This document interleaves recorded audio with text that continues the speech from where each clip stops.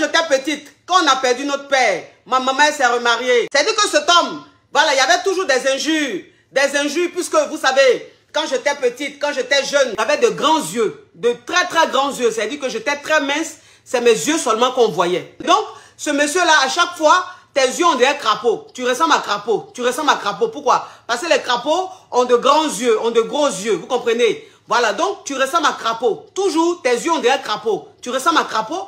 Donc, c'est-à-dire que, imaginez un peu un enfant qui avait de grands yeux et que cet enfant-là, quand il sortait, on lui disait, ah, mais franchement, tu as de jolis yeux, tes yeux sont grands et tout. Et quand à la maison, on te dit toujours, tu ressembles à crapaud. À la maison, on t'appelle toujours crapaud. Donc, imaginez un peu ce traumatisme-là. Voilà, imaginez ce traumatisme. Donc, c'est-à-dire que quand tu grandis, au fur et à mesure que tu grandis, les yeux qui sont peut-être tes qualités deviennent en fait un défaut pour toi. Ce qui fait que quand je grandissais, mes yeux, en fait, c'était mon complexe. Comprenez un peu, mes yeux, c'était mon complexe. Je me disais, comme on dit mes yeux ont des crapauds, c'est que mes yeux sont vilains. Et donc, mes yeux étaient pour moi un défaut. C'est quelque chose qui me faisait honte. C'est quelque chose qui me faisait honte. Mais au fur et à mesure que je grandissais, au fur et à mesure que je prenais de l'âge, je comprenais en fait que mes yeux n'étaient pas un défaut. Mes yeux étaient une qualité. Mes yeux, ça fait partie de mes qualités. C'est-à-dire que quand on regarde mon visage, ce qui frappe tout de suite, ce sont mes yeux. Voilà, donc ce n'est pas un défaut. Moi, il y a des gens, quand j'étais petit, qui ont dit que je n'allais pas réussir. Il y a des gens, quand j'étais petit, qui ont dit que j'allais avoir une femme misérable.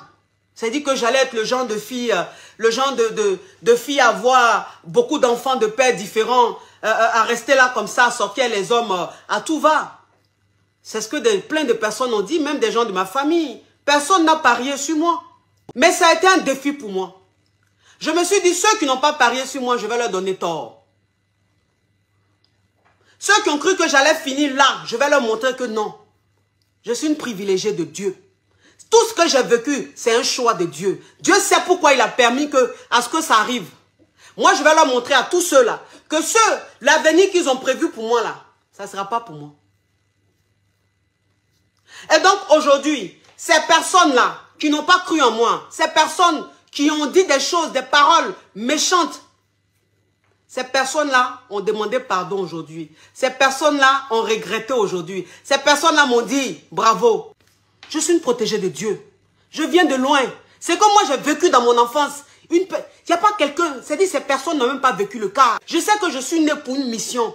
Et c'est pour ça que Dieu a permis que je survive. C'est pour ça que Dieu a permis que je grandisse. C'est pour ça que Dieu a permis que je garde ce côté positif en moi. Parce que la mission qu'il m'a confiée, il fallait que je l'accomplisse. Et je suis en train d'accomplir cette mission.